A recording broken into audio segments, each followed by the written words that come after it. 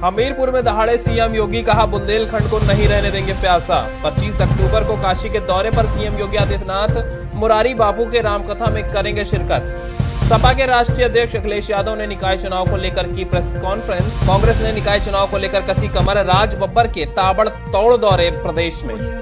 और आगरा एक्सप्रेसवे पर कल उतरेंगे फाइटर प्लेन्स। नमस्कार, मैं हूं नितिन और आप देख रहे हैं टाइम टीवी न्यूज। इस वक्त के न्यूज बुलेटिन में आपका स्वागत है। चलिए अब नजर डालते हैं खबरों पर विस्तार से। उत्तर प्रदेश के मुख्यमंत्री योगी आदित्यनाथ 2 दिवसीय दौरे पर चित्रकूट और हमीरपुर में थे। इस मौके पर उन्होंने करीब 188 करोड़ की परियोजनाओं का शिलान्यास किया और ऋण मोचन कार्यक्रम, प्रधानमंत्री आवास के लाभार्थियों को प्रमाण पत्र बांटा। साथ ही बीपीएल परिवार के सदस्यों को एलपीजी के फ्री कनेक्शन भी बांटे। वहीं बोलते हुए उन्होंने ये कहा कि बुंदेलखंड की धरती वीरों की धरती है और हम कुछ भी करेंगे, लेकिन बुंदेलखंड की धरती को प्यासा नहीं रहने देंगे। योगी ने कहा कि बुंदेलखंड की वर्षों से अपेक्षा हुई है, इसलिए सरकारों ने बुंदेलखंड की अपेक्षा की है। बुंदेलखंड के अधिकारी, जनप्रतिनिधि अक्सर इस बात की चर्चा करते हैं कि यहाँ जल का संकट है, सिंचाई की समस्या का समाधान हो, इसको लेकर काम किया जा रहा है। हम बुंदेलखंड की धरती को प्यासा नहीं रहने देंगे। इसके लिए जितने पैसे की जरूरत होगी सरकार उसकी व्यवस्था करेगी।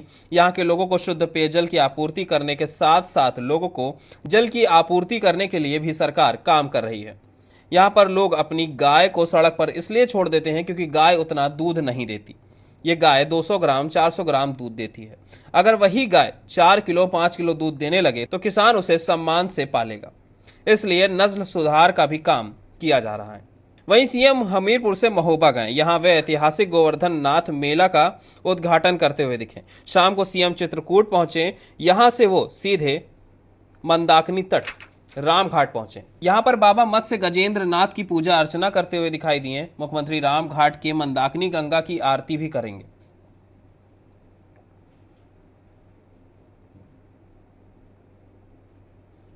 आज 23 तारीख है ना। वहीं 23 अक्टूबर को सीएम सुबह भगवान कामता नाथ की पूजा अर्चना करेंगे। इसके बाद भगवान कामदीगिरी की परिक्रमा करेंगे। इसके बाद 11 बजे विकास कार्यों व कानून व्यवस्था की समीक्षा बैठक तो होगी ही, साथ ही वह बनाड़ी गांव का दौरा भी करेंगे। इसके बाद सीएम दोपहर में लखनऊ लौट आएंगे। मुख्यमंत्री योगी आदित्यनाथ 25 तारीख को एक बार फिर से काशी के दौरे पर जा रहे हैं। वहां पर वो मोरारी बापू की रामकथा में हिस्सा लेने वाले हैं। मुख्यमंत्री योगी आदित्यनाथ 25 अक्टूबर को एक बार फिर काशी आ रहे हैं। मुख्यमंत्री रामनगर के डुमरी गांव में संत मोरारी बापू की 9 दिवसीय मानस कथा में शामिल होंगे।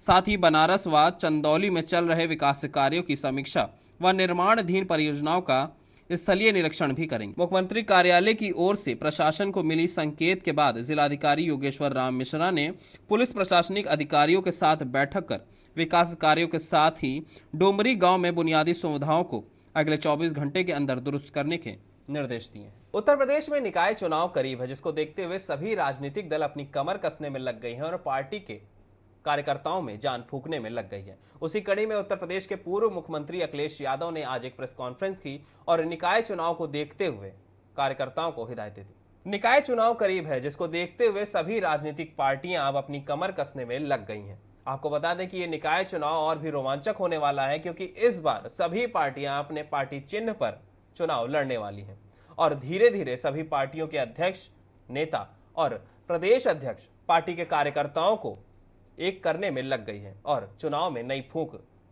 डालने में लग गई है। उसी कड़ी में उत्तर प्रदेश के पूर्व मुख्यमंत्री अखिलेश यादव ने भी आज एक प्रेस कॉन्फ्रेंस के जरिए अपने कार्यकर्ताओं और छात्र सभा के छात्रों को हिदायतें दी कि आने वाले चुनावों में वो किस तरह से पार्टी को मजबूत करें। उधर निकाय चुनाव को देखते हुए कांग्रेस ने भी अपनी कमर कसनी शुरू कर दी है और कांग्रेस के प्रदेश अध्यक्ष राज बब्बर का आज से 15 जिलों का दौरा शुरू हो गया है। इस मौके पर सबसे पहले वो सीएम के गृह जनपद गोरखपुर में चुनाव की हुंकार भरेंगे। निकाय चुनाव की तैयारियों में कांग्रेस भी जुट गई है। 23 अक्टूबर को गोरखपुर में एक कार्यक्रम में यहां पर राज बब्बर खुद चुनाव को लेकर हुंकार भरने वाले हैं। इंदिरा गांधी जन्म शताब्दी वर्ष पर सीएम के गृह जिले में कांग्रेस का ये आयोजन किया जा रहा है। आपको बता दें, इसके बाद 24 तारीख को लखनऊ मुख्यालय पर 4 मंडलों की बैठक बुलाई गई है, जिसमें लखनऊ, कानपुर, फैजाबाद व बरेली मंडल शामिल है। 25 तारीख को होने वाली बैठक में देवीपाटन, बस्ती, गोरखपुर व आजमगढ़ मंडल शामिल हैं। वहीं 26 अक्टूबर को जो बैठक होगी उसमें वाराणसी, मिर्जापुर, इलाहाबाद व आगरा मंडल शामिल है। इन बैठकों में जिला शहर अध्यक्ष, वर्तमान व पूर्व विधायक व सांसद भी शामिल होंगे और इससे यह साबित हो रहा है कि कांग्रेस पूरी जोर के साथ निकाय चुनावों में वापसी करने के लिए उत्सुक दिख रही है। निकाय चुनाव की तैयारियों में समाजवादी पार्टी के राष्ट्रीय अध्यक्ष अखिलेश यादव ने आज प्रेस कॉन्फ्रेंस करी। राज बब्बर का दौरा भी शुरू हो चुका है कांग्रेस को मजबूती देने के लिए। और इस निकाय चुनाव को विस्तार से बताने के लिए, इन तैयारियों को विस्तार से बताने के लिए हमारे टाइम टीवी के ब्यूरो चीफ शाहिद सिद्दीकी इस वक्त हमारे साथ फोन लाइन पर लाइव जुड़े हुए हैं। हम जोड़ते हैं शाहिद को। शाहिद, आपका बहुत बहुत स्वागत है। सबसे पहले ये बताइए कि कांग्रेस ने अपनी तैयारियां शुरू कर दी हैं, समाजवादी पार्टी ने अपनी तैयारियां शुरू कर दी हैं, तो क्या लगता है कि भारतीय जनता पार्टी को मजबूत लड़ाई देखने को मिलने वाली है? नितिन, आपको बताना चाहेंगे निकाय चुनाव करीब है और अक्टूबर की लास्ट में डेट आनी है। नवंबर और दिसंबर के बीच चुनाव होने हैं। सब पार्टियों ने कमर कस ली है। सब पार्टी एकजुट होकर बीजेपी को मुंह तोड़ जवाब देना चाहती है। उसी को देखते हुए आज कांग्रेस के प्रदेश अध्यक्ष राज बब्बर प्रदेश लखनऊ में है, निकाय चुनाव की बैठक कर रहे हैं। कल बनारस में रहेंगे, मंडल वाइज वो बैठक करेंगे और निकाय चुनाव की रणनीति बनाएंगे। वहीं समाजवादी पार्टी के राष्ट्रीय अध्यक्ष अखिलेश यादव भी दिन पे दिन दौरा कर रहे हैं। मेरठ में थे और फिर सफाई में दीपावली मनाई और कई शहर गए हैं। आज लखनऊ में अपने प्रदेश कार्यालय में प्रेस कॉन्फ्रेंस कर निकाय चुनाव की रणनीति के बारे में पत्रकारों से बात कर रहे हैं। कहीं ना कहीं पार्टी 2019 से पहले उनको निकाय चुनाव मिल रहा है। निकाय चुनाव में अपने प्रत्याशियों को उतार के और प्रत्याशी पार्टी सिंबल पे चुनाव लड़ा रहे हैं और उसमें कहीं ना कहीं जनता का जो मत है वो किस पक्ष में जाता है उसको देखते हुए 2019 की हर पार्टी तैयारी कर रही है और हर पार्टी एकजुट होकर बीजेपी को मुंहतोड़ जवाब देना चाहती है। शायद ये बताइए कि जिस तरह से विधानसभा चुनाव में कांग्रेस को करारी हार मिली, समाजवादी पार्टी ने, अखिलेश यादव ने इतना काम किया, बोल रहे थे कि काम बोलता है, लेकिन उसके बावजूद अच्छी सीटें नहीं मिली, सरकार नहीं बना पाए, तो क्या एक बार फिर से सपा कांग्रेस एक साथ होकर निकाय चुनाव लड़ेंगी या अलग अलग होकर लड़ेंगी? और अगर अलग अलग होकर लड़ती हैं तो क्या भाजपा को अच्छी टक्कर दे पाएंगी? भाजपा को झटका लग सकता है? बिल्कुल, आपको बताना चाहेंगे कि समाजवादी पार्टी के राष्ट्रीय अध्यक्ष अखिलेश यादव ने बहुत पहले कहा था कि अभी कांग्रेस से उनका गठबंधन टूटा नहीं है। आने वाले समय में वो कांग्रेस के साथ मिलकर चुनाव लड़ेंगे। मगर आज जिस हिसाब से राज बब्बर प्रेस कॉन्फ्रेंस कर रहे हैं, वहीं अखिलेश यादव प्रेस कॉन्फ्रेंस कर रहे हैं, उसके बाद ये तय होगा कि निकाय चुनाव मिलके पार्टी लड़ेगी कि अलग अलग लड़ेगी। मगर अगर बीजेपी को मुंह तोड़ जवाब देना है तो सब दल को एक होना पड़ेगा और कहीं ना कहीं सब दल जब एक होगा जब ही बीजेपी को मुंह तोड़ जवाब देके आगे बढ़ेगा। अगर कोई भी दल टूटता है तो कहीं ना कहीं उसका फायदा भारतीय जनता पार्टी को होगा। शायद आपका बहुत बहुत धन्यवाद इन तमाम जानकारियों के लिए। पूर्व मुख्यमंत्री अखिलेश यादव के ड्रीम प्रोजेक्ट में शामिल आगरा एक्सप्रेस हाईवे कल एक बार फिर से रोशन होने वाला है। जी हां, 24 अक्टूबर को 24 फाइटर प्लेन आगरा एक्सप्रेसवे पर अभ्यास करने वाले हैं। लखनऊ आगरा एक्सप्रेसवे पर मंगलवार को एयरफोर्स के फाइटर प्लेन लैंडिंग कर टेक ऑफ करेंगे। इनमें जैगुआर, सुखोई और मिराज कैटेगरी के फाइटर प्लेन शामिल हैं। इनके अलावा MI-17 helicopter, career aircraft, Hercules C-17 भी उड़ान भरेंगे। यह एक्सरसाइज सुबह 10 बजे से दोपहर 2 बजे तक चलेगी। यह दूसरी बार है जब इस एक्सप्रेसवे पर फाइटर प्लेन लैंड करेंगे। देश में पहली बार किसी एक्सप्रेसवे पर इतने बड़े लेवल पर एयरफोर्स का टचडाउन होगा। चलिए हम आपको इस एक्सप्रेसवे पर एयर स्ट्रिप की जरूरत और खासियत बता देते हैं। 302 किलोमीटर का लखनऊ आगरा एक्सप्रेसवे इमरजेंसी में इस्तेमाल होगा।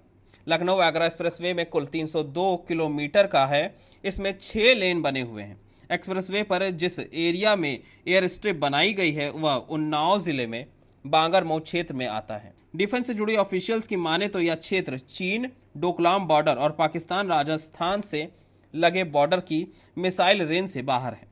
इमरजेंसी में फाइटर जेट यहां से आसानी से उड़ान भर सकेंगे। एक्सप्रेसवे पर 24 अक्टूबर को एयरफोर्स के फाइटर प्लेन लैंडिंग कर टेक ऑफ करेंगे। इसको लेकर एक्सप्रेसवे की तैयारी भी की जा रही है। इसके लिए रनवे पर 20 अक्टूबर से ही गाड़ियों की आवाजाही रोक दी गई थी। कुछ लोकल एरिया की गाड़ियों को नए रास्तों से निकाला जा रहा था। 20 अक्टूबर से रोजाना 30 से 40 टैंकर पानी रनवे पर डाला जा रहा है और रनवे को धोया जा रहा है। हर रोज सुबह और शाम उस पर एयर प्रेशर से हवा भरकर धूल भी हटाई जा रही है। करीब 100 कर्मचारी रनवे पर साफ सफाई करने में जुटे हुए हैं। रनवे के किनारे बने हुए गड्ढे भी भरे जा रहे हैं। फाइटर प्लेन लैंडिंग की वजह से एक्सप्रेसवे को बंद कर दिया गया था। वहीं आगरा से आने वाले वाहनों को कानपुर से अरौल के एक्सप्रेसवे पर नीचे उतार दिया जा रहा था। अगर आप निकाय चुनावों में वोट डालने जा रहे हैं और प्रत्याशी आपकी पसंद का नहीं है तो आप इस बार निकाय चुनाव में उसे सिरे से खारिज कर सकते हैं। जी हाँ, चुनाव आयोग ने आपको ये शक्ति दे दी है कि अब ईवीएम मशीन में नोटा का निशान निकाय चुनावों में भी रहेगा और आप प्रत्याशी को सिरे से खारिज कर सकते हैं। नगर निगम चुनाव में भी अब मतदाताओं को प्रत्याशियों को खारिज करने का हक दिया जा रहा है। राज्य निर्वाचन आयोग ने निकाय चुनाव में पहली बार नोटा का इस्तेमाल करने का निर्णय लिया है। नगर निगम चुनाव में इस्तेमाल होने वाले ईवीएम व रामनगर पालिका व गंगापुर नगर पंचायत में मतपत्र पर नोटा का विकल्प दिया जाएगा। इस संबंध में लखनऊ से शासनादेश जिला निर्वाचन कार्यालय भी पहुंच चुका है।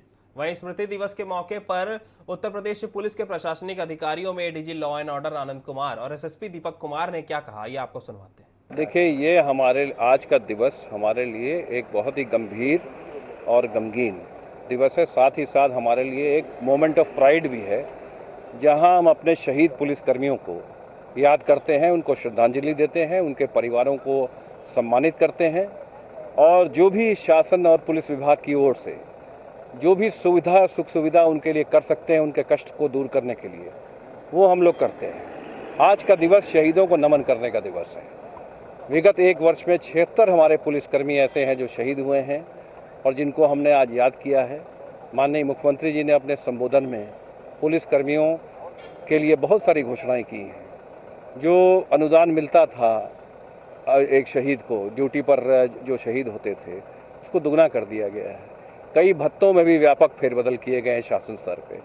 तो मैं कहूँगा कि माननीय मुख्यमंत्री जी ने पुलिस विभाग की जो अपेक्षाएं थीं, जो इच्छाएं थीं, उसको समझा है और उन्होंने जो आज हमें तोहफा दिया है, ये हमेशा के लिए एक यादगार रहेगा और पुलिस कर्मियों का, अधिकारियों का मनोबल बहुत बढ़ेगा। आज पुलिस की शहीद दिवस के रूप में आज का दिन मनाया जाता है। आज ही के दिन लद्दाख स्काउट्स ने इस देश के लिए कुर्बानी दी, इसीलिए आज के इस दिवस को शहीद दिवस के रूप में पुलिसकर्मी नमन करते हैं। और जिन हमारे साथियों ने राष्ट्र की बलिवेदी पर अपने प्राणों की परवाह ना करते हुए उन्होंने अपने प्राणों को अर्पित किया राष्ट्र के नाम, उनके लिए आज का यह हम लोग दिवस मनाते हैं, जिसमें अपने साथियों को याद करते हैं, उनके परिवार को याद करते हैं। और यह किसी भी वर्दीधारी के लिए जिसने वर्दी पहनी है और जिसके कंधे पर, जिसके सर पर अशोक स्तंभ आ गया, उसके लिए सुप्रीम सेक्रीफाइस वही होता है कि आप राष्ट्र के लिए अपनी कुर्बानी दें। आज के न्यूज़ बुलेटिन में इतना ही। खबरों का सिलसिला जारी रहेगा। जुड़े रहिए टाइम टीवी न्यूज़ के साथ।